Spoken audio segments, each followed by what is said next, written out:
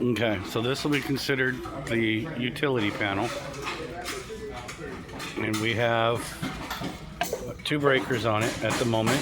It's our two pole, which will come through up here and around, land on these two terminals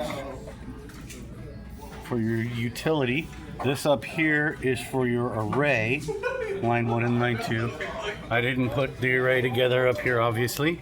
I didn't put in the critical load panel either, but your commons off of the 2-pole double throw breaker or relay come down and hit here, and they'll hit another breaker in the critical load panel, and we'll have things like the refrigerator and freezer, and for my house the TV and audio system, and for my wife a couple of lights. But this is the switch that acts as the sensing unit for whether or not we have utility power. So obviously, as you know, I've got this backwards, but when you flip it on, energizes the breaker, and the utility panel is on the normally closed.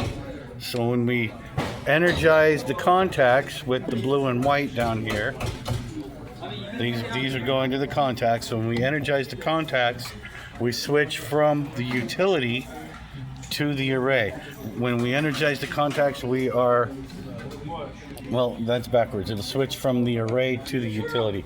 When we have power coming out of here through that up to there, that is signifying the normal situation. So power from utility up through hits this, comes through to the commons, and as you notice, it's labeled CLP, critical load panel, comes through and over here. When I flip this breaker off, or the switch off, it de-energizes the relay and goes to the normally closed contacts, which are the array, which would be the inverter. And like I said, from array inverter, I was going to put a little screw right there to show you these wires go there. But then over to here, what the fuck is that? I couldn't get to it earlier today because we have a class in here during the time that I'm here. But that's it.